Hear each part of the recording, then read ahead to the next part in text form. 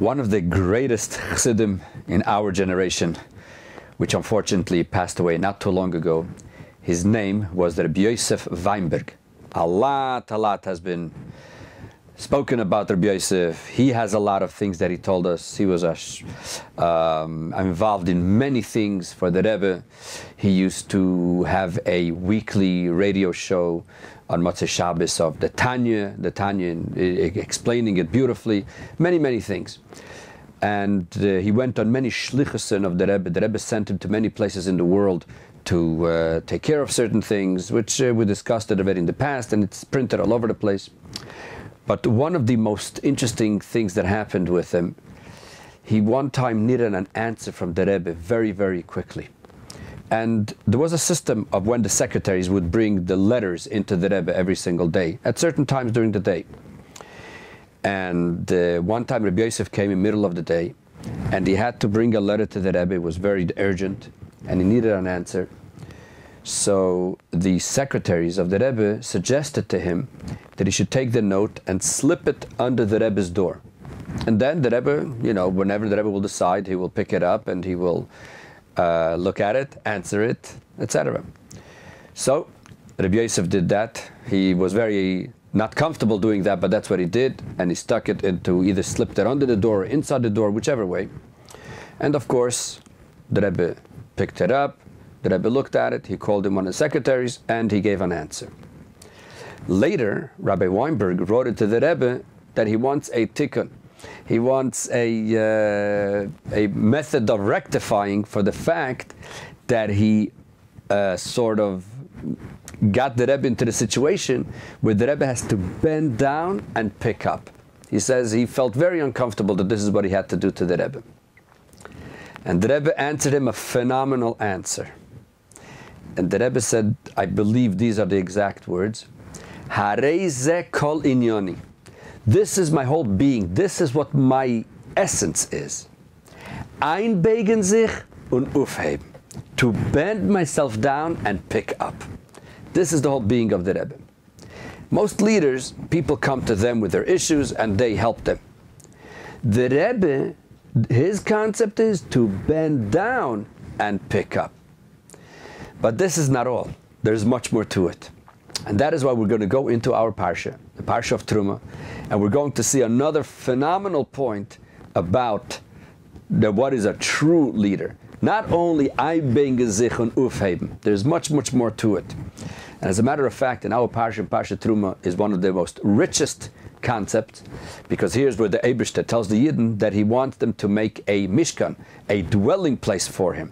So in the desert it was a Mishkan, it was a tabernacle, and then later when they went to Eretz Yisrael, the Mishkan traveled to different places, and then finally they came to Yerushalayim, to the Beis HaMikdash, and that was the house of the Eibishter.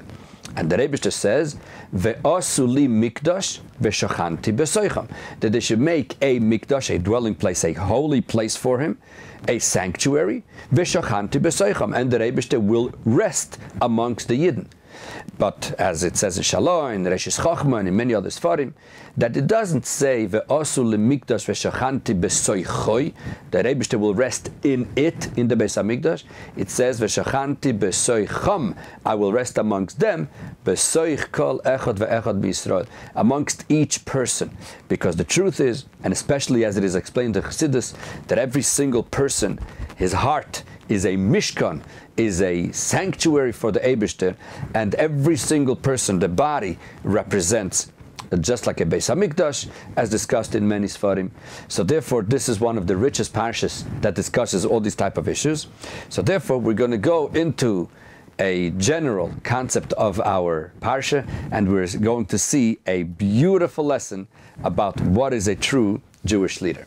So let's go directly into our sources, and this is all based on Likutei Sichos Chelik Lamed Aleph, volume 31, from pages 142 through pages 148. So let's go to your source number one, right in the beginning of the Parsha, Parsha Teruma. It says as follows: Vaydaber Hashem el Moshe Leimer. The Rebbe spoke to Moshe Rabbeinu and he said as follows: Daber el bnei Yisrael v'yikhu li Teruma. Speak to the Yidden and they should take from me a offering, a donation. From every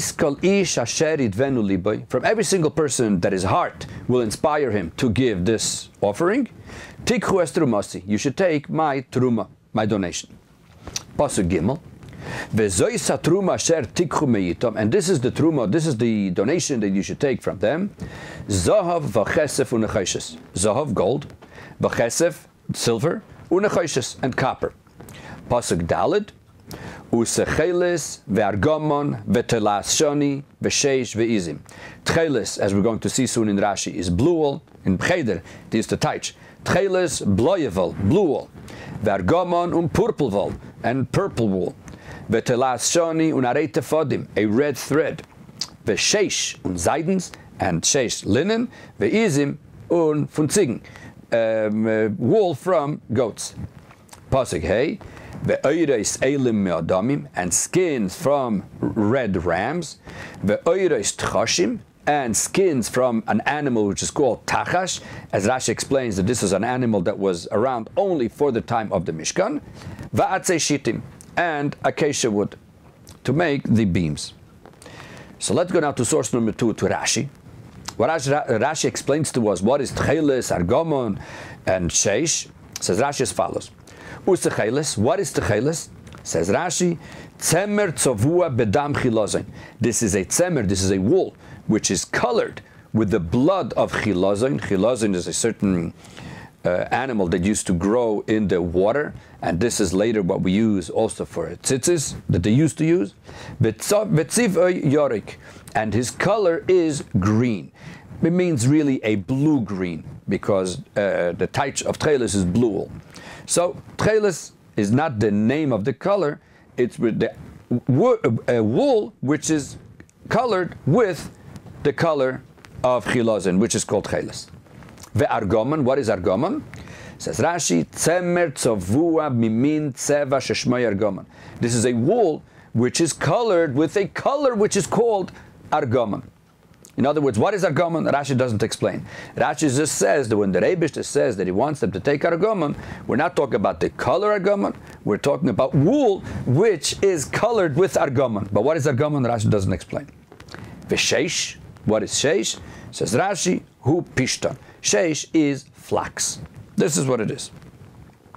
So we're going to have 2 questions. Question number 1, Rashi is not explaining the problem. The pasuk says tcheles ve'argamon. Tcheles, okay, tcheles we know is blue. But argamon, what is argamon? Says Rashi, wool which is made with a color which is called argamon. But what is argamon? We don't know. If a person wants to go into the store and say, I need argamon, we're not going to know what we need. So the question is, why doesn't Rashi explain what is argamon? Next question is, what is sheish? Linen. Says Rashi, it's pishtan. Pishtan, it's like flax. Flax, linen is made out of flax. So it's basically the same thing. The question is, why does Rashi have to explain to us what is sheish? We already had in the Torah the word sheish, and over there Rashi doesn't explain it, because we know what sheish means. Look in your source number 3. The famous story of Yosef, when Yosef came to Paro, and he interpreted the dreams. Paro was so excited, and he made Yosef into his viceroy. So it says, let's look at the pasuk. It is in Parsha Miketz, Peirik Mem Aleph, pasuk Mem Beis. Says the pasuk, Vayosar Paro es tabato me'al yodei.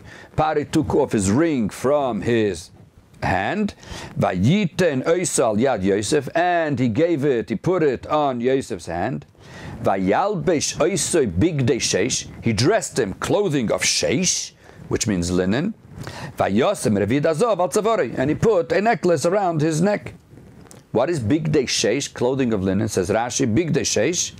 Davar chashivus u'b'Mitzrayim. This is a very prestigious clothing in Egypt. But what is sheish? Rashi doesn't explain. Why doesn't Rashi explain? Because we know what sheish is.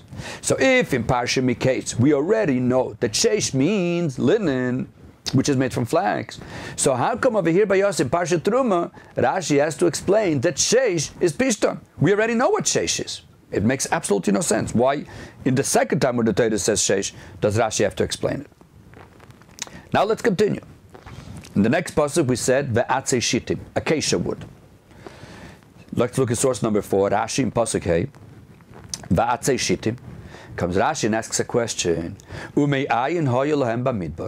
Where did they obtain acacia wood, big beams in middle of the desert? In the desert there's no wood. Answers Rashi, Pirish Rabbi Tanchuma. Rabbi Tanchuma explained it as follows. What did he explain? That Yakov Avinu tzofa beruach HaKodesh. Yakov Avinu saw with his ruach HaKodesh. What did he see? Shasidin Yisrael livnes Mishkan b'midbar. That the Yidden are going to build a Mishkan, a tabernacle in the desert. Yaakov Avinu, when he was still in Israel, before he went down to Egypt, what did he do? Vehevi arozim leMitzrayim. He brought cedar wood to Mitzrayim from Israel. He brought cedar wood into Egypt, venatam, and he planted them. Vetziv alebanov, and he commanded his children, litla mimohim keshiyetzu Mitzrayim. They should take it along with them when they go out from Mitzrayim. This is what Rabbi Tanchuma says there. How did they have wood? Yaakov Avinu brought it from Eretz Yisrael into Mitzrayim, and from Mitzrayim the Yidden took it out. There's a few issues over here that we need to understand. Number one, Atzei Shittim means cedar wood. So, is there anything problem in the pasuk? And what's Rashi's issue all of a sudden? Where did they get these wood, and where did they get everything else? If they need something, you go to the neighboring countries, you buy it, you try to find it or whatever. This whole story is very, very strange. Not only that, when we look in the other Mefarshim here, they don't learn like Rashi. Let's look, for example, the Ezra. What does the Ezra say? Look in your source number 5. The Ezra says a beautiful pshat. He says as follows. Yesh mekadmenenu she'amru. There are some from our predecessors, from our original acronym, that said, Sheyakov Avinu notam. The Yaakov Avinu is the one that planted them. VeYisrael hoitzia miMitzrayim b'mitzvas Moshe. And the Yidden took it out from Egypt because Moshe Rabbeinu told them that that's what they should do. V'haraya. How do we know that? Because later in the Torah it says, V'choil asher nimtza itoi k'met cheles v'argomon. The Torah says that whoever had tcheles and argomon, etc., they brought it. What does it mean they had? Where did they have it from? What does it mean that they already had it? Where did they have it from? For what? And if we say that they already had it for themselves and what they need, we have to understand, why would they bring out wood from Mitzrayim with them? When we say that they had wool, okay, wool they need mistamet to make clothing or whatever it is. Okay, so we can understand why they had wool in their hands. But wood, why would they have wood? What do they have out of the wood? Another question, how can you say, says the Ezra, that they took out the wood from Mitzrayim? What did the Egyptians think? That the Yidden are going out of Mitzrayim to do what? Just to bring some korbanos. That's what they said. We want to go and bring some korbanos to the Eibishter, right? This is what they told the Egyptians, that they're going out of Mitzrayim to do what? Just to bring korbanos. And afterwards they're going to come back. And that's the reason why the Egyptians gave them all the stuff that they gave them. So now, and all of a sudden they're going just for a few days to bring korbanos, and they're taking out these beams which are long, 10 amas. This whole thing doesn't make sense. And not only that, says the Ezra, and they went by in Mitzrayim, right near the palace, in the places of the kingdom. So how could it be that? And not only, and what did the Yidden respond to those who questioned them? Why are you taking with you these beams? You're sachakal going to bring korbanos for you're going for 3 days just to bring some korbanos. But what are you doing with these beams? Therefore says Devin Ezra, we don't know if this was a Kabbalah, this is tradition, that it was in our parents' hands, that they took him out of Egypt. So if this is a Kabbalah, if this is what we received by tradition, that that's what happened, no, so we will accept that. However, says Devin Ezra, but if this is just a idea, a logical process, there's another logical process that we could say. And we're going to say, no. That the question is, where did they get wood? In the desert? Simple, says Devin Ezra. right near Har Sinai, there was a yard, there was a forest of atzei shittim, of cedar wood. Ubevayam sham, and when they came there, Amar lohem, the Rebbe told them, Shesham yisakvu harbe, that they should stay there for a while, but because they're going to be in Har Sinai, so they're going to use these atzei shittim, the acacia wood. Ubevayam sham, and when they came, Amar lohem shesham yisakvu harbe, ve'ein aleihem anon kasher pirashti, and this way the anon, the cloud is not going to be there, and they are going to have plenty of wood. And then they made themselves a sukkah, etc. So the Ezra makes it very, very clear that when they went out into the desert, in the desert there was a yard, there was a forest, and that's what they got, that's a shittim.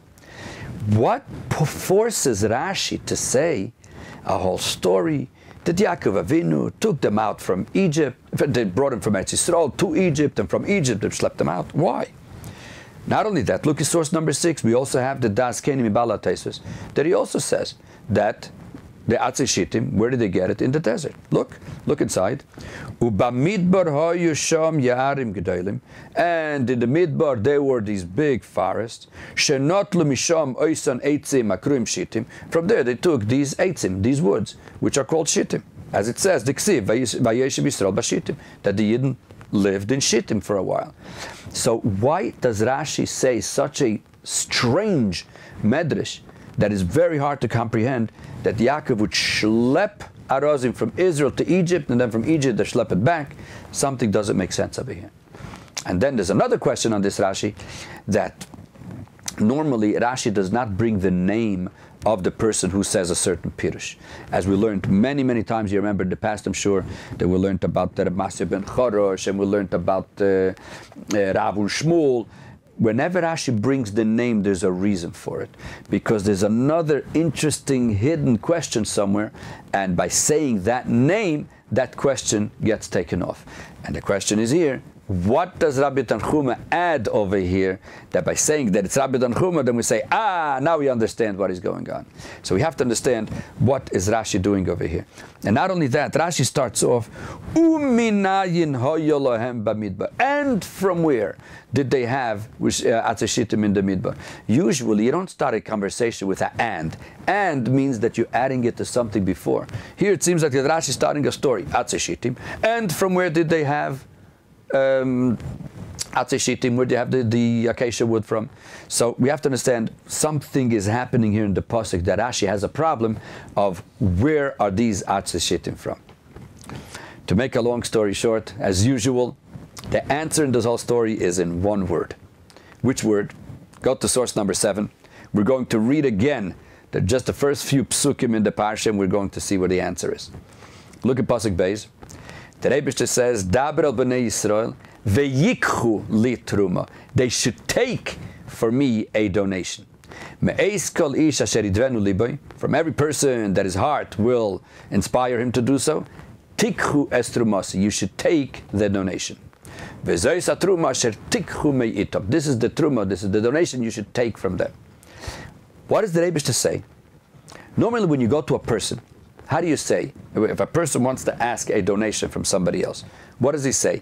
Take a donation or give me a donation? Give a donation towards the shul. The president of the shul comes to one of the balabatim and says, please, give a donation to the shul.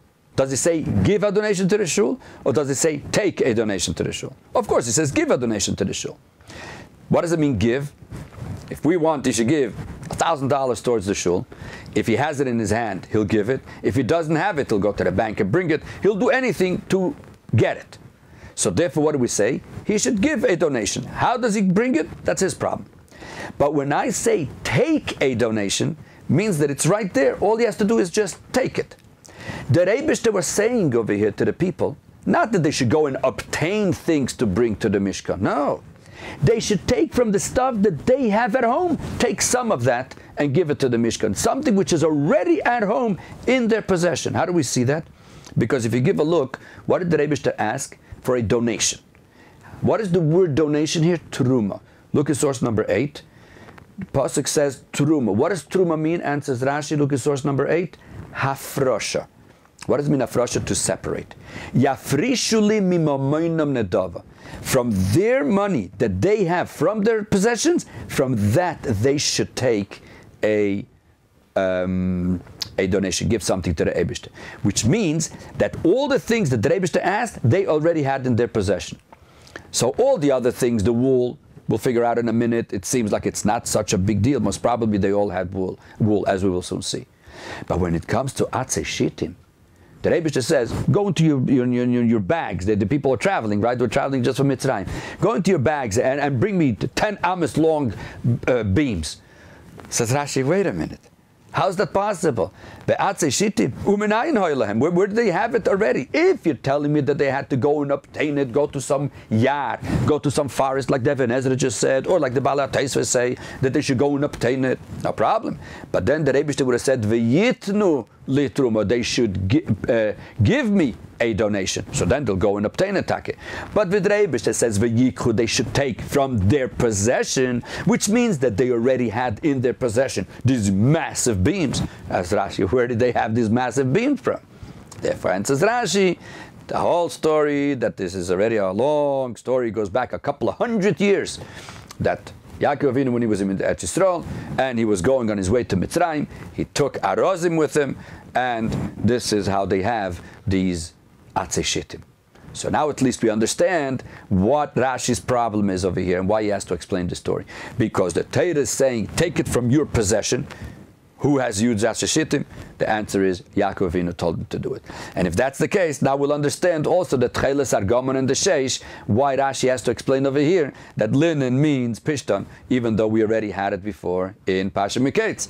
Let's continue in source number 9, because Rashi understands it that the Yidden had a lot of wool when they came out of Mitzrayim. Why did they have a lot of wool? Let's look in source number 9. Parsha Boi, Pasuk Perik Yud, Pasuk Tes. What does it say? Vayomer Moshe Rabbeinu told Paroi, when Paroi said, "Who's going to wants to leave Mitzrayim?"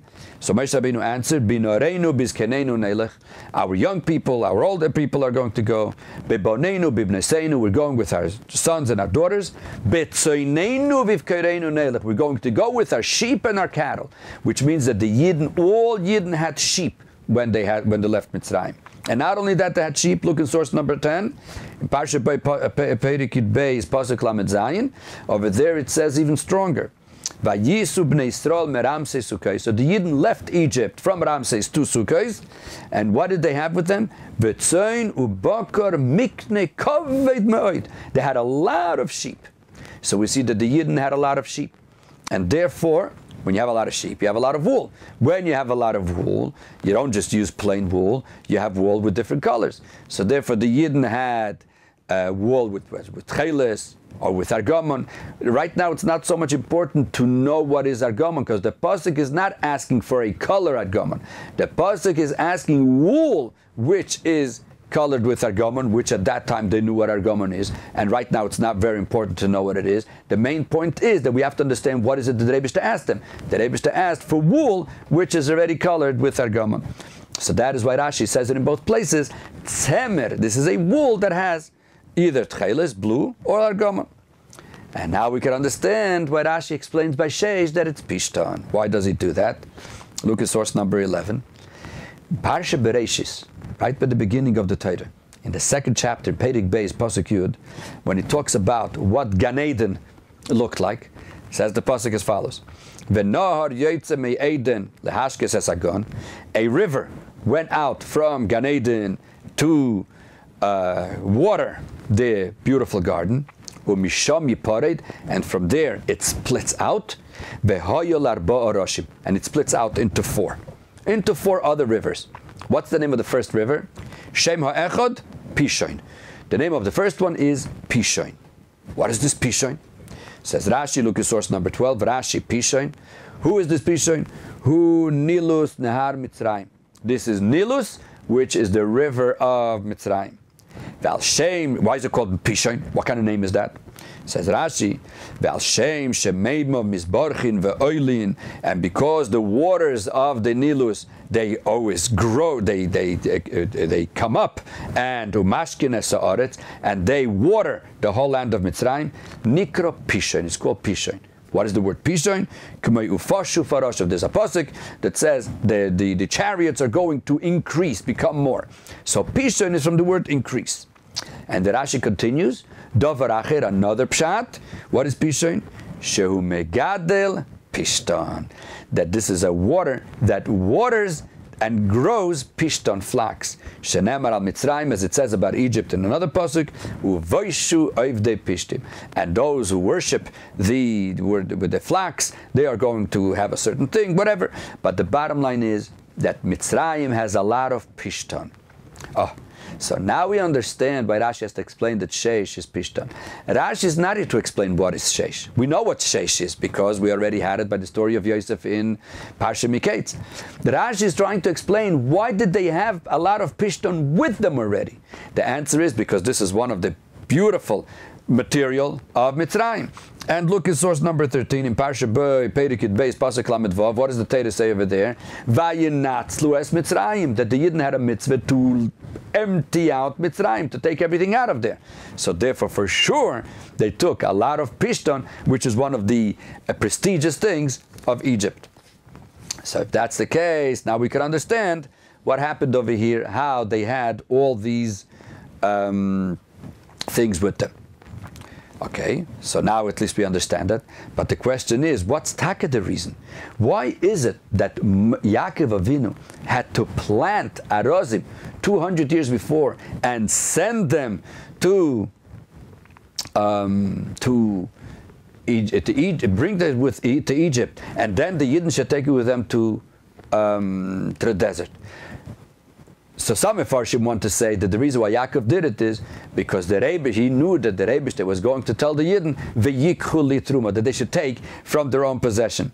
But that's a very, very hard answer to say, because there are many ways how to say that the Yidden, if that's what they had to do, so they could have taken right when they in Mitzrayim. He didn't have to bring it from Eretz Yisrael. There are many things that they could have done in order to have it right away.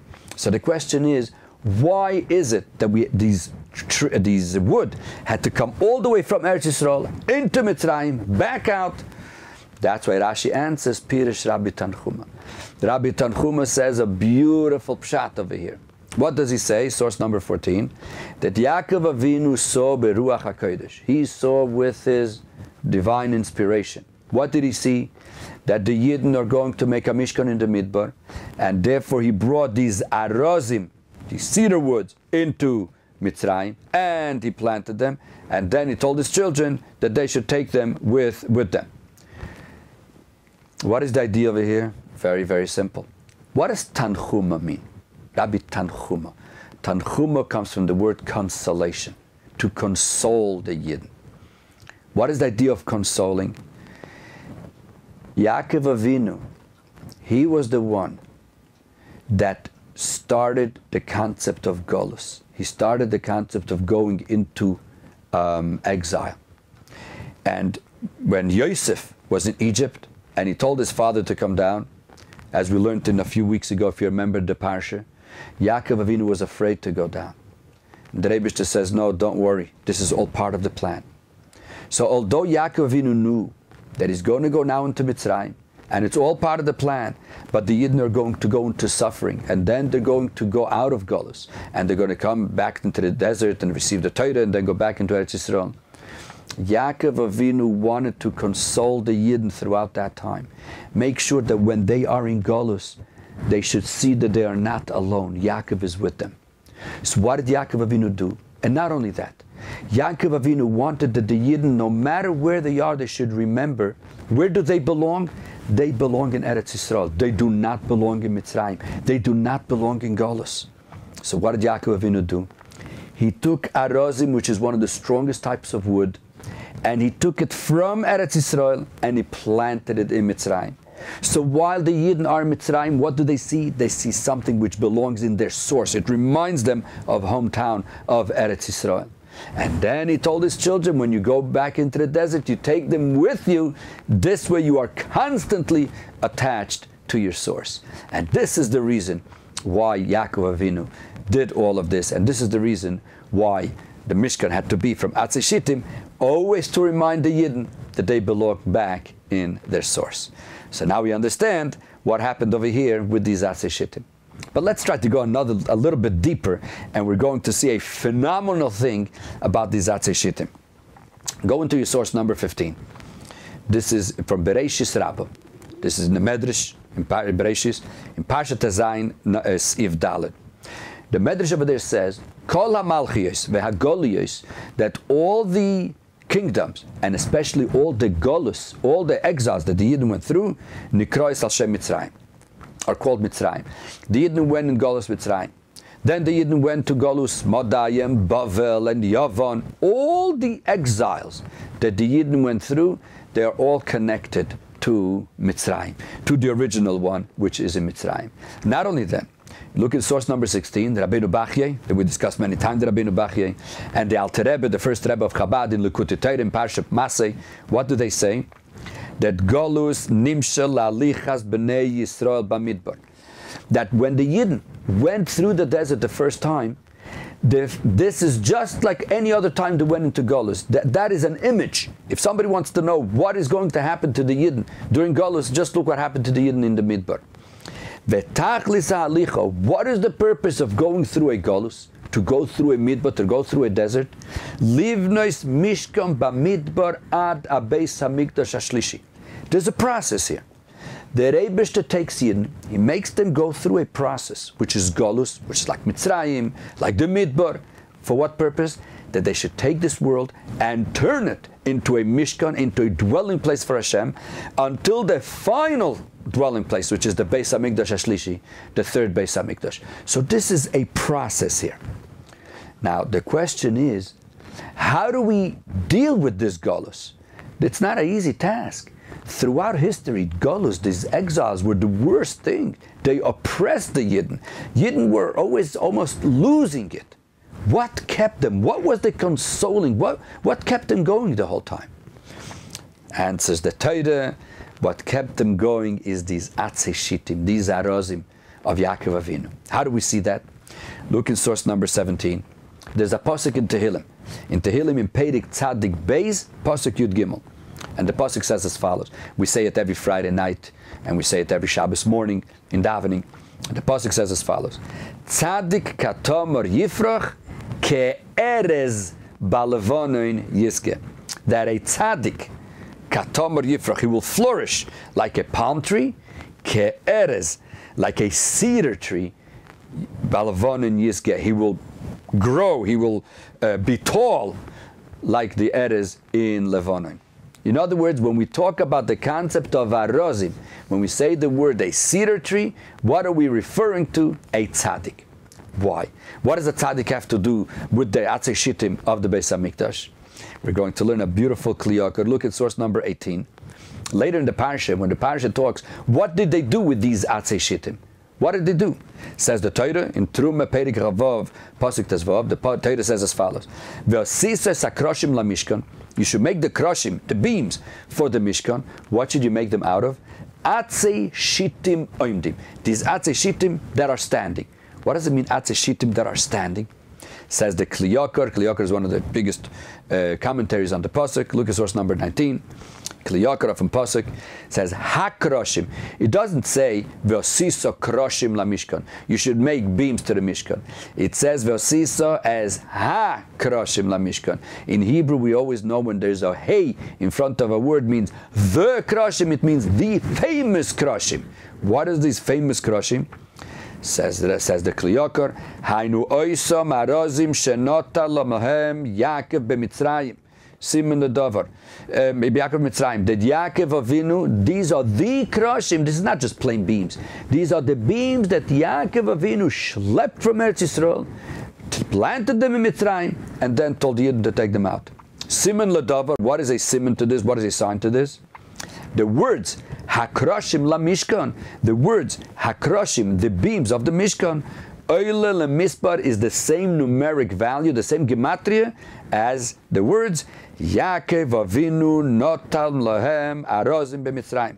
That Yaakov Avinu planted for them arozim b'Mitzrayim. The two words Kroshim la Mishkan, the beams for the Mishkan, and Yaakov Avinu planted arozim b'Mitzrayim have the same numeric value. What is the numeric value of them? Ki mispar shneihem, each one is Tov Reish Tzadik Hey. Tov Reish Tzadik Hey is 1095. What is this concept of 1095 to the Kroshim? Because 1095 is Tov Reish Tzadik Hey, which in Hebrew is the word Tisratze. You should be satisfied. You should pardon. What is Yakov Avinu saying over here?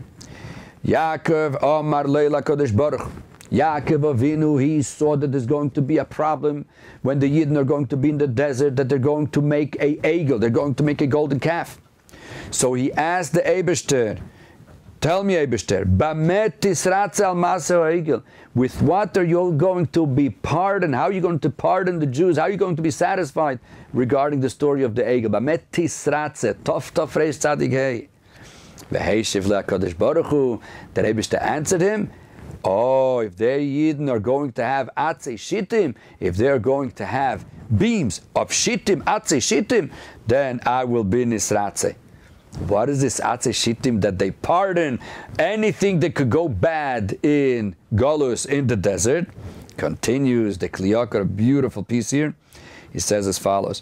It says in the Torah, atzei shittim oimdim. That's the shittim that are standing. What is this atzei shittim that are standing? In Hebrew, when a lot of times in the Torah or in Gemara, where it says that something is oimed, that means he's already standing here from before. He's ready, he's prepared for this concept. What is it? These atzei shittim, are they standing ready to do their job? What is it? This is what oimdim means in many places. Something which is ready. What is it? This is the message of these arozim.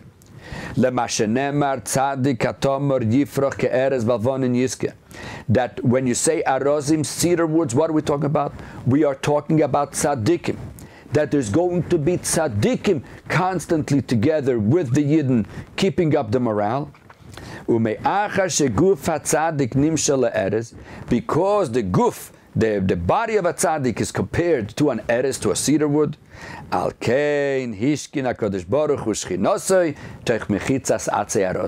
Therefore, where is the Rebbe's resting place? In the Mishkan, amongst arozim, amongst tzaddikim, because they are the ones who are holding up the fort.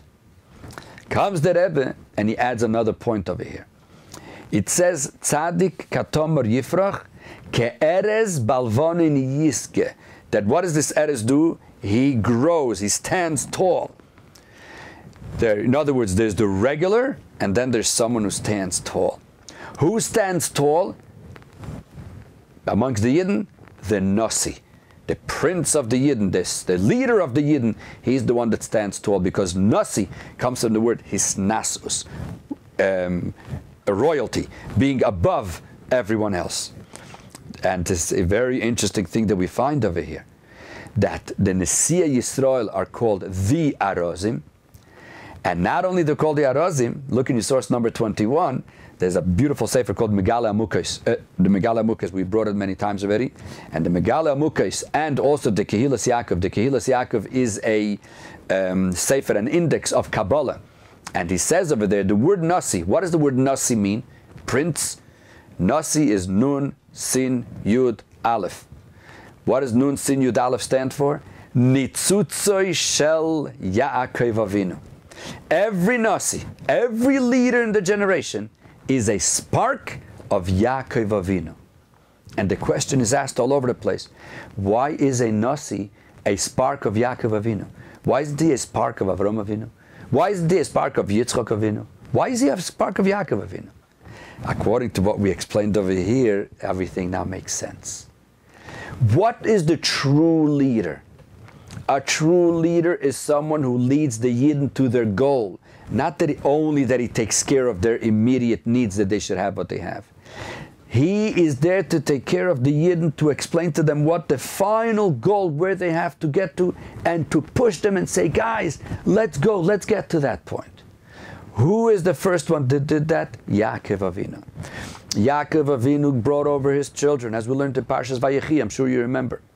And he called over his children, hey, asfu ve'agid alachem, come gather together, and I will tell you what's going to happen. B'achris hayomim, I will tell you what's going to happen at the end of times, which means that Yaakov Avinu had it all straight planned out. He knew exactly what the Rebbe wants to do. Unfortunately, he couldn't tell them everything, as the whole story goes over there in Parshas Vayechi. So what did Yaakov Avinu do?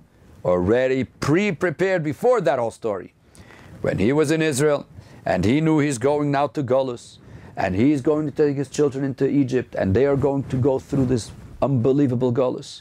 And he knew there's going to be more Golus in after that, because Mitzrayim is only the beginning. What did he do? He took arozim. He took strong cedar woods, which later represents the tzaddikim, the nesiim, the leaders of the generations. And what did he do? He schlepped them with him to Mitzrayim. They go along with the Yidden in the Golus. And what are they there for? That they are there constantly reminding the Yidden. Golus is not the place where we belong. Where do we belong? We belong back in Eretz Yisrael. And that is why they do everything possible to get the Yidden to do their mitzvahs, to do more Torah. Why? Not just so they should become better people, but this way they prepare themselves to go out of this bitter Golus and build the Beis Hamikdash Hashlishi, the third Beis Hamikdash. So now we understand all these things that we just learned now in the parsha. We understand how come Rashi had a question, where did they have the Atzishittim from? Because this is an integral part of the whole Beis Hamikdash. Because the Mishkan was a very temporary structure. It wasn't there, so this is where they're going to stay. It's a temporary structure in the desert to tell them that eventually they're going to go into Eretz Yisrael and bring the third Beis Hamikdash. So therefore we can understand what we asked before. Number one, why does the Torah say that they should take a donation? It should have said that they should give a donation, because the answer is that to take from whatever they have with them. And they had with them the Atzei Shittim, they had the cedar woods, they had the exact process, the exact plan where they are headed to, that they're going into Eretz Yisrael. And now we understand also why Rashi has to explain the word sheish, not because we don't know what it is, but because just to prove that the Yidden had with them all these weapons that kept them through Golus. And that is why Rashi brings the name of Rabbi Tanchuma, because Tanchuma comes from the words consoling. This consoles the Yidden as they go through Golus. Where do they find their consolation? In the arozim, in the cedar woods, which is tzaddik atomar yifrach ke'erez. It goes on the tzaddikim of all the generations. And this is the relevance to our time. And that is why a Nossi is called Nitzutze Shel Yaakov Avinu. He's called a spark of Yaakov Avinu, because Yaakov Avinu, he is the one that gave the plan, and he set the way for the tzaddikim of all the generations. That the idea is to explain to the Yidden the goal in life. The goal is that they should build themselves into a Mishkan, because then they're going to go into the Beis Hamikdash Hashlishi, and this is the true characteristic of a true leader. And as we mentioned before, not just to see that their people have what they need, but to prepare them, prepare the whole world, lekabel pnei Mashiach tzidkenu, to greet Mashiach. And then we're going to go into the Beis Hamikdash Hashlishi, the third Beis Hamikdash, together with Mashiach tzidkenu, teikef umiyad mamash.